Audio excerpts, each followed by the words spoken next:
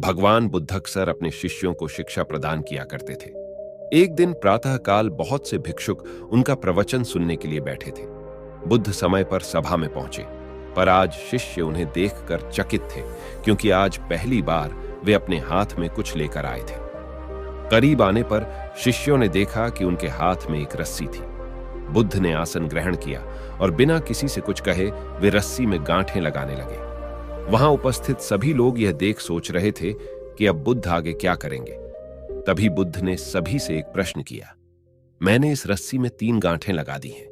अब मैं आपसे यह जानना चाहता हूं कि क्या यह वही रस्सी है जो गांठें लगाने से पूर्व थी? एक शिष्य ने उत्तर में कहा, गुरुजी, इसका उत्तर देना थोड़ा कठिन है। यह वास्तव में हमारे देखने के तरीके पर निर्भर है। एक दृष्टिकोण से देखें तो रस्सी वही है, इसमें कोई बदलाव नहीं आया है। दूसरी तरह से देखें तो अब इसमें 3 गांठें लगी हुई हैं जो पहले नहीं थी, अतः इसे बदला हुआ कह सकते हैं। पर यह बात भी ध्यान देने वाली है कि बाहर से देखने में भले ही ये बदली हुई प्रतीत हो, पर अंदर से तो ये वही है जो पहले थी। इसका बुनियादी स्वरूप अपरिवर्तित है, सत्य है, बुद्ध ने कहा। अब मैं इन गांठों को खोल देता हूं। यह कहकर बुद्ध रस्सी के दोनों सिरों को एक दूसरे से दूर खींचने लगे।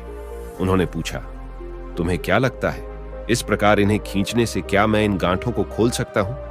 नहीं नहीं, ऐसा करने से तो यह गांठें तो और भी कस जाएंगी और इन्हें खोलना और मुश्किल हो जाएगा।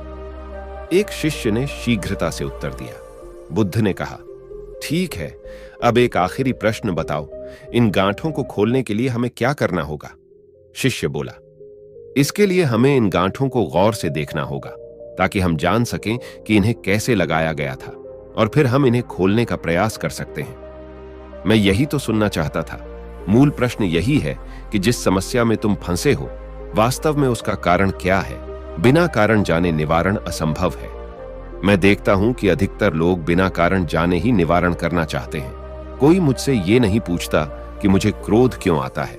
लोग पूछते हैं कि मैं अपने क्रोध का अंत कैसे करूं। कोई यह प्रश्न नहीं करता कि मेरे अंदर अहंकार का बीज कहां से आया। लोग पूछते हैं कि मैं अपना अहंकार कैसे खत्म करूं। प्रिय शिष्यों, जिस प्रकार रस्सी में गांठें लग जाने पर भी उसका बुनियादी स्वरूप नहीं बदलता, उसी प्रकार मनुष्य में भी कुछ विकार आ जाने से उसके अंदर से अच्छाई के बीज खत्म नहीं होते।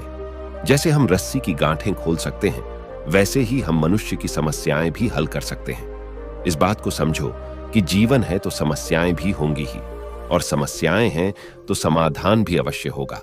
आवश्यकता है कि हम किसी भी समस्या के कारण को अच्छी तरह से जानें, निवारण स्वतः ही प्राप्त हो जाएगा। महात्मा बुद्ध ने अपनी बात पूरी की। महात्मा बुद्ध प्रवचन सभा में आकर मौन बैठ गए। शिष्य समुदाय उनके इस मौन के कारण चिंतित हुए कि कहीं वे अस्वस्थ तो नहीं है। आखिर एक शिष्य ने पूछ ही लिया, भंते, आप आज इस तरह मौन क्यों हैं? वे नहीं बोले तो दूसरे शिष्य ने फिर पूछा, गुरुदेव, आप स्वस्थ तो हैं? बुद्ध फिर भी मौन ही बैठे रहे। इतने में बाहर से एक व्यक्ति ने जोर से पूछा, आज आपने मुझे धर्म सभा में आने की अनुमति क्यों नहीं दी? बुद्ध ने कोई उत्तर नहीं दिया और आंखें बंद कर ध्यान मग्न हो गए। वह बाहर खड़ा व्यक्ति और जोर से बोला, मुझे धर्म सभा में क्यों नहीं आने दिया जा रहा है? धर्म सभा में बैठे बुद्ध के शिष्यों में से एक ने उसका समर्थन करते हुए कहा, भंते, उसे धर्म सभा में आने की अनुमति प्रदान कीजिए। महात्मा बुद्ध ने आंखें खोली और बोले, नहीं, उसे अनुमति नहीं दी जा सकती है, क्योंकि वह अछूत है। अछूत? मगर क्यों?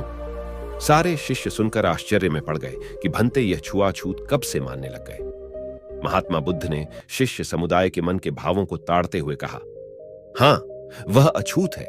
वह आज अपनी पत्नी से लड़कर आया है। क्रोध से जीवन की शांति भंग होती है। क्रोधी व्यक्ति मानसिक हिंसा करता है। इस क्रोध के कारण ही शारीरिक हिंसा होती है। क्रोध करने वाला अछूत होता है, क्योंकि उसकी विचार तरंगें दूसरों को भी प्रभावित करती हैं। उसे आज धर्म सभा से बाहर ही रहना चाहिए। उसे वहां खड़े रहकर पश्चाताप की अग्नि में तप कर शुद्ध होना चाहिए। शिष्यगण समझ गए कि अस्पृश्यता क्या है और अछूत कौन है। उस व्यक्ति को भी बहुत पश्चाताप हुआ। उसने कभी भी क्रोध न करने का प्रण लिया। बुद्ध ने उसे धर्म सभा में आने की अनुमति प्रदान की।